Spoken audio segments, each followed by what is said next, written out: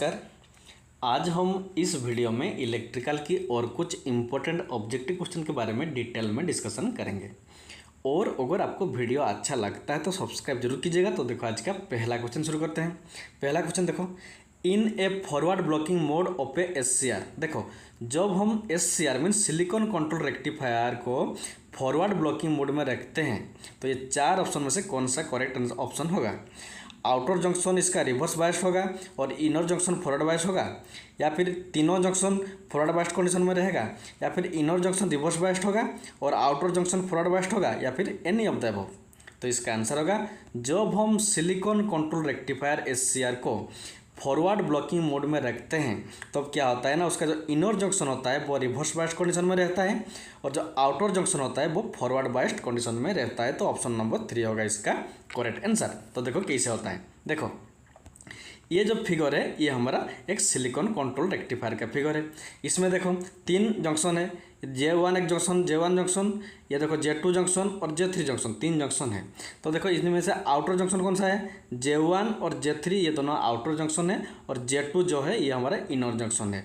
तो देखो ऑप्शन कौन सा था, option 3 inner junction is reverse biased. देखो ये जो J2 या फिर इनर जंक्शन ये रिवर्स बायस्ड में होगा और outer junction is forward biased means J1 और J3 फॉरवर्ड बायस्ड कंडीशन में रहते हैं जब हम इस सिलिकॉन कंट्रोल रेक्टिफायर को फॉरवर्ड ब्लॉकिंग मोड में रखते हैं। तो ऑप्शन नंबर 3 होगा इसका करेक्ट आंसर। तो देखो ये फॉरवर्ड ब्लॉकिंग मोड क्या होता है। देखो ये जो सिलिकॉन कंट्रोल रेक्टिफायर है, ठीक से देखो ये जो सिलिकॉन कंट्रोल रेक्टिफायर है इसमें ये होता है देखो एनोड या फिर पॉजिटिव, और ये है नेगेटिव या फिर कैथोड, और ये है गेट सोर्स। ये आपको याद रखना होगा, ये है पॉजिटिव, ये नेगेटिव और ये गेट। जब हम इस सिलिकॉन कंट्रोल रेक्टिफायर की पॉजिटिव टर्मिनल को एक बैटरी की पॉजिटिव के साथ और नेगेटिव टर्मिनल को बैटरी के नेगेटिव के साथ कनेक्शन करेंगे, मीन्स पॉजिटिव को पॉजिटिव के साथ, नेगेटिव को नेगेटिव के साथ, इसको हम क्या कहते हैं, फॉरवर्ड ब्लॉकिंग मोड। और इसी मोड में जो आउटर का दो जंक्शन रहता है ये हमारा फॉरवर्ड बायस्ड कंडीशन में रहता है और इनर जंक्शन जो होता है वो हमारा रिवर्स बायस्ड कंडीशन में रहता है। तो ऑप्शन नंबर 3 होगा इसका करेक्ट आंसर। देन देखो next question, the exciting coil of an DC machine are wound. देखो DC मशीन का जो एक्साइटिंग कोयल होता है वो मशीन में रहता है, या फिर आर्मेचर की जो स्लॉट होता है उसमें रहता है, या फिर पोल के चारों तरफ रहता है, या फिर सेपरेटली मीन्स अलग रहता है। तो इसका आंसर होगा जब हम DC मशीन की जो एक्साइटिंग कोयल होता है वो उसको हम कहाँ पर रखते हैं ना, उसको हम देखो जो पोल होता है पोल के चारों तरफ रखते हैं। तो ऑप्शन नंबर 3 होगा इसका करेक्ट आंसर। ये वाला फिगर देखो ये होता है DC मशीन, इसमें देखो 4 पोल है, 2 साउथ पोल है और 2 नॉर्थ पोल है। ये जो N लिखा है ये नॉर्थ पोल है और जो S लिखा है ये साउथ पोल है। तो ये जो पोल है इस पोल में देखो जो वायर ये वाइंडिंग होता है, ये हमारा पोल की चारों तरफ है। तो इसीलिए अराउंड द पोल मीन्स पोल की चारों तरफ हम एक्साइटिंग कोयल को रखते हैं। तो ऑप्शन नंबर 3 होगा इसका करेक्ट आंसर। देन देखो next question, 2 parallel wires separated by distance D are carrying current I in the same direction then। देखो जब दो पैरेलल वायर आपस में D डिस्टेंस में रहेंगे और उस वायर में I amount of current flow होता होगा तो उस कंडीशन में ये चार ऑप्शन में से कौन सा करेक्ट आंसर होगा। जो दो वायर होते हैं उस कंडीशन में दोनों आपस में अट्रैक्ट करेंगे, या फिर वो दो वायर आपस में रिपेल करेंगे, या फिर मे भी अट्रैक्ट कर सकते हैं या फिर रिपेल कर सकते हैं, या फिर नॉन ऑफ दिस। तो इसका आंसर होगा जब दो पैरेलल वायर आपस में डी डिस्टेंस में रहते हैं और दोनों में I करंट फ्लो होता है उस कंडीशन में दोनों आपस में अट्रैक्ट करेंगे, एक दूसरे को अट्रैक्ट करेंगे, क्योंकि दोनों में एक ही डायरेक्शन में देखो और डिस्टेंस सेम डायरेक्शन में करंट फ्लो हो रहा है, सेम डायरेक्शन, इसलिए दोनों आपस में अट्रैक्ट करेंगे। तो पहला वाला ऑप्शन होगा इसका करेक्ट आंसर। तो देखो ये वाला फिगर देखो, इसमें देखो ये 2 वायर है पैरेलल में और ये 2 वायर पैरेलल में है। पहला वाला देखो ये जो 2 वायर है इसमें ये वाला वायर और ये वाला वायर दोनों में एक ही डायरेक्शन में करंट फ्लो हो रहा है। इस कंडीशन में क्या होगा ना, ये दोनों वायर आपस में अट्रैक्ट करेंगे, ईच अदर एक दूसरे को अट्रैक्ट करेंगे। तो सेम डायरेक्शन में करंट फ्लो हो रहा है तो अट्रैक्ट करेंगे। लेकिन ये वाला फिगर देखो इसमें ये पहला वाला जो वायर है इसमें ऊपर की तरफ करंट फ्लो हो रहा है और सेकेंड वाला ये जो वायर है ये नीचे की तरफ करंट फ्लो हो रहा है, मीन्स अपोजिट डायरेक्शन में करंट फ्लो हो रहा है। जब दो पैरेलल वायर में अपोजिट डायरेक्शन में करंट फ्लो होगा तो दोनों के बीच में रिपल्सन फोर्स होता है, लेकिन जब सेम डायरेक्शन में करंट फ्लो होता है दोनों के बीच में एट्रैक्टिव फोर्स होता है। तो इसलिए अट्रैक्ट टू ईच अदर होगा ऑप्शन, ये जो पहला वाला ऑप्शन है ये होगा उसका करेक्ट आंसर। देन देखो next question, the condition in Ohm's law is that, देखो जो ओम्स लॉ होता है उसका कंडीशन ये चार ऑप्शन में से कौन सा है? टेम्परेचर कांस्टेंट होना चाहिए, या फिर वोल्टेज और करंट का जो रेशियो होता है वो कांस्टेंट होना चाहिए, या फिर टेम्परेचर वेरी होना चाहिए, या फिर करंट्स और वोल्टेज आपस में प्रोपोर्शनल होना चाहिए। तो इसका आंसर होगा ओम्स लॉ। जो हम सभी जानते हैं जो ओम्स लॉ होता है उसमें क्या होता है, voltage is directly proportional to current, ये होता है ओम्स लॉ। लेकिन उसका कंडीशन क्या है, कौन सा कंडीशन में होना चाहिए ना, टेम्परेचर शुड रिमेन कांस्टेंट। तो पहला वाला ऑप्शन होगा उसका correct answer, voltage is directly proportional to current, ये तो ओम्स लॉ होता है, लेकिन उसका कंडीशन जो होता है वो टेम्परेचर कांस्टेंट होना चाहिए। तो पहला ऑप्शन होगा इसका करेक्ट आंसर। और अगर हम इसका वोल्टेज और करंट का डायग्राम बनाएंगे तो ये वाला वोल्टेज का लाइन है, ये करंट का है, तो कांस्टेंट होता है वोल्टेज जितना voltage directly proportional to current, means voltage जितना इंक्रीज करेगा करंट भी उतना ही इंक्रीज करेगा, और उसका रिजल्टेंट देखो रेजिस्टेंस होता है, स्ट्रेट लाइन होता है। तो पहला वाला ऑप्शन होगा इसका करेक्ट आंसर। देन देखो next question, the value of current at resonance in series RLC circuit affected by the value of, देखो क्वेश्चन कहता है कि आरएलसी सीरीज सर्किट में जो करंट होता है उसका वैल्यू ये चार ऑप्शन में से किस पर इफेक्ट होता है। देखो अगर ये रेजिस्टेंस के ऊपर इफेक्ट करता है, या फिर कैपेसिटेंस के पार, या फिर इंडक्टेंस के पास के साथ इफेक्ट करता है, या फिर all of the means resistance capacitance inductance सबके साथ इफेक्ट करता है। तो इसका आंसर होगा जब एक series resonance circuit, series RLC resonance circuit का जो करंट होता है वो हमारे सिर्फ रेजिस्टेंस के वैल्यू के ऊपर इफेक्ट करता है। तो पहला वाला ऑप्शन होगा इसका करेक्ट आंसर। तो देखो कैसे होता है, देखो मान लो ये हमारा सीरीज सर्किट है, इसमें ये रेजिस्टेंस आर है, ये इंडक्टेंस एल है, और ये कैपेसिटेंस सी है, तीनों सीरीज में है। और जब रेजोनेंस होते हैं तो क्या होता है ना, रेजोनेंस कंडीशन में जो करंट का वैल्यू होता है उसका क्या होता है ना, वी बाई जेड होता है। और ये जो ये नॉर्मल कंडीशन में होता है, लेकिन जब रेजोनेंस होता है तो वी बाई आर होता है, क्योंकि जेड में क्या होता है ना, एल और सी ये आपस में कैंसिल हो जाते हैं, सिर्फ आर ही रहता है। तो रेजोनेंस कंडीशन में आई इज इक्वल टू क्या होता है, वोल्टेज बाई रेजिस्टेंस। तो इसमें क्या है, सी तो नहीं है, एल भी नहीं है, सिर्फ आर है, देखो नीचे आर है, तो इस आर के ऊपर अफेक्टेड होता है। तो पहला वाला ऑप्शन होगा इसका करेक्ट आंसर। याद रखिएगा रेजोनेंस कंडीशन में जो करंट होता है उसका फॉर्मूला क्या होता है, वी बाई आर होता है, ना कि वी बाई जेड नहीं होता है रेजोनेंस कंडीशन में, ये भी आपको याद रखना होगा। और ये जो आर है ये इफेक्ट करता है करंट के वैल्यू को। तो पहला वाला ऑप्शन होगा इसका करेक्ट आंसर।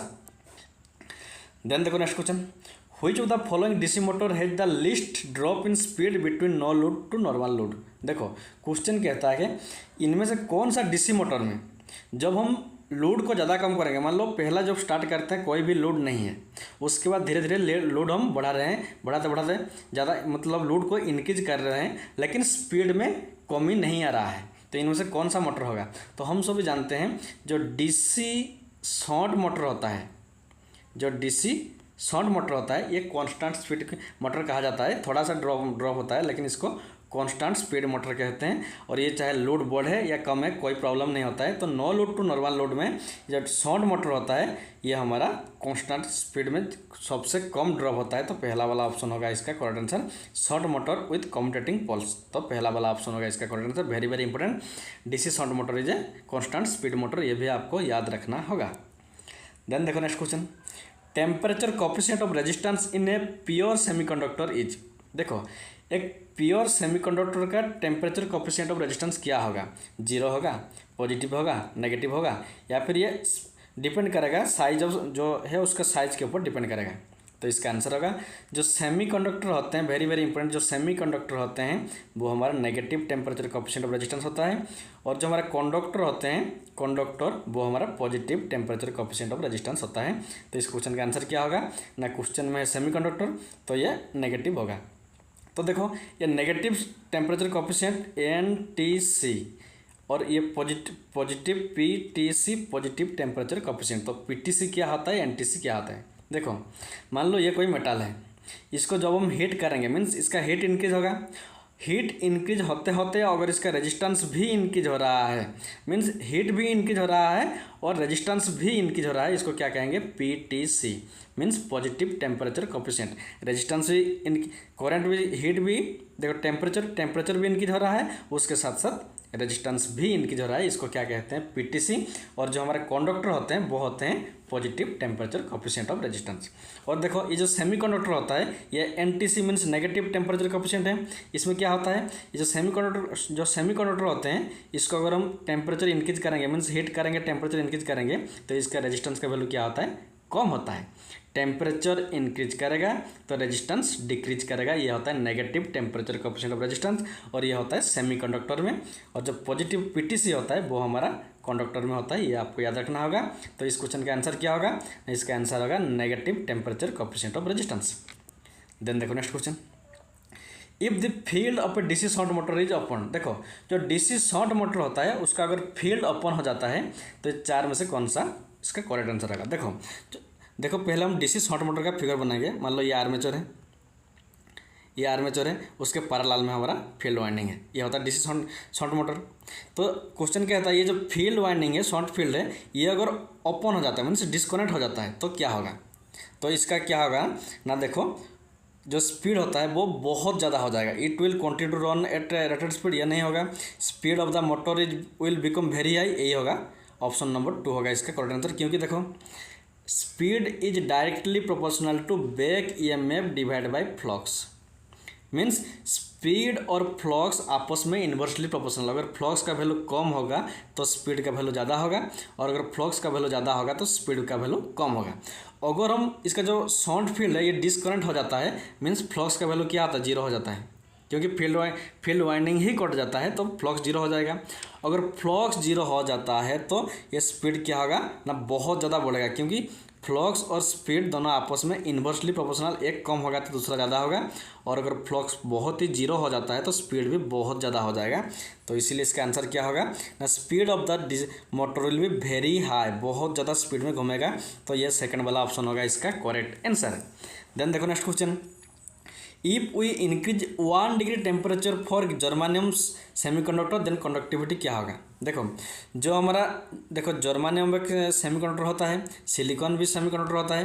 तो ये जो क्वेश्चन में है, ये जो जर्मानियम सेमीकंडक्टर है इसका टेम्परेचर अगर हम 1 डिग्री इंक्रीज करते हैं तो चार में से कौन सा होगा, उसका कंडक्टिविटी 10% कम होगा, या फिर 6% ज़्यादा होगा, या फिर 8% ज़्यादा होगा, या फिर 12% कम होगा। तो इसका आंसर होगा जब जर्मानियम सेमीकंडक्टर की टेम्परेचर 1 डिग्री हम इंक्रीज करते हैं तो उसका कंडक्टिविटी भी 6% इंक्रीज होता है, ये आपको याद रखना होगा, ऑप्शन नंबर 2 होगा इसका करेक्ट आंसर। और अगर क्वेश्चन में आता जर्मानियम के बदले सिलिकॉन आता तो उसमें क्या होता है ना, 8% कंडक्टिविटी इंक्रीज होता है, तो उस कंडीशन में ऑप्शन नंबर 3 होता है। लेकिन इस क्वेश्चन का आंसर क्या होगा, क्वेश्चन में जर्मानियम है तो option number 2 is the correct answer.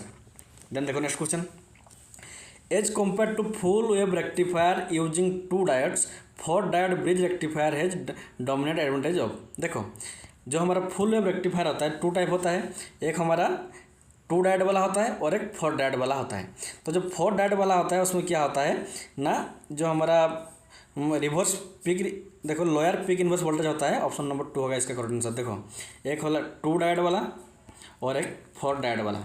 जो 2 डायोड वाला होता है उसमें 2 इन्वर्स वोल्टेज इतना होता है, और इस तो जो 4 डायोड वाला उसमें कम रहेगा, और जो हमारा 2 डायोड वाला होता है ज़्यादा रहता है। तो ऑप्शन नंबर 2 होगा इसका करेक्ट आंसर। तो आज के लिए इतना ही, थैंक्स फॉर वाचिंग। और अगर आपको वीडियो अच्छा लगता है तो सब्सक्राइब जरूर कीजिएगा।